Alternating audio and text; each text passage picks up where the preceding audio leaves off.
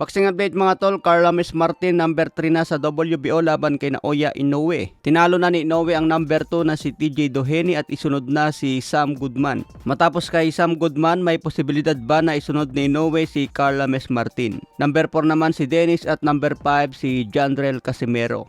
Maraming fans ang nagsasabi mga tol na wala raw pag-asa si Wonderboy kay Naoya Inoue. Lalo na kung mapalaban agad si Wonderboy. Pero maganda naman ito para kay Wonderboy mga tol. Makalaban ng isang pound for pound na si Inoue. Sigurado malaki ang bigayan dyan. Sa ngayon mga tol, kailangan pa ni Wonderboy ng ilang laban bago lumaban sa mga top contender o kaya kay Naoya Inoue. Sa ngayon kasi kahit yung promoter ni Wonderboy, hindi agad isasabak yan kay Naoya Inoue. Kaya bangan natin ang pag-angat ni Wonderboy. Huwag lang tayong magmadali kasi niluluto pa lang yan. Ang kagandahan sa ranking ni Wonderboy ngayon, kung sakaling ibakante na ni Inoue ang kanyang 4 na titulo, may posibilidad na mapalaban na si Wonderboy sa bakanteng belt. Lalo na kung talunin ni Wonderboy si TJ Doheny at si Sam Goodman, siguradong mapapalaban na yan si Wonderboy sa bakanteng belt. Sinabi nga ni Bob Arum mga tol, ayaw niya ipalaban si Inoue kay Murodjon Akhmadaliev dahil hindi raw kilala itong si Murodjon Akhmadaliev. Sa pahayag na yan ni Bob Arum mga tol, siguradong ayaw din niya ipalaban si Inoue kay Wonderboy, lalo na hindi pa napapalaban si Wonderboy sa ibang bansa. Nagkaroon pa lang siya ng isang laban sa Mexico. Pero matapos siguro ng 1 o 2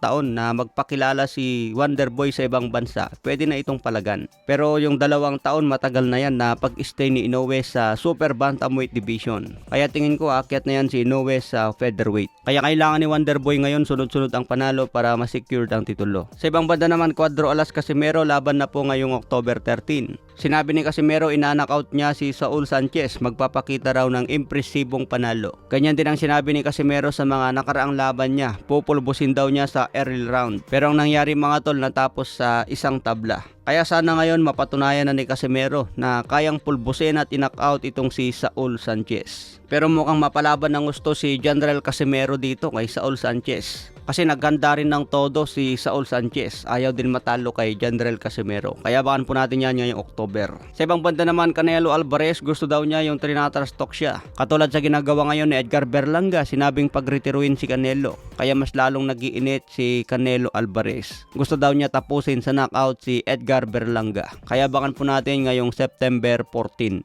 Sa ibang banda naman, Charlie Suarez, umayaw nga po ang kalaban niya sana na si Andres Cortes na may kartadang 22 wins at walang talo. Dahil umatras ang kalaban ni Charlie Suarez, mapapalaban na siya kay Jorge Castañeda. May kartadang 17 wins, may 3 talo. Kaya abangan natin ang laban ni Charlie Suarez ngayong September 20 sa Arizona. Paglalabanan po dyan ang WBO International Super Featherweight Belt.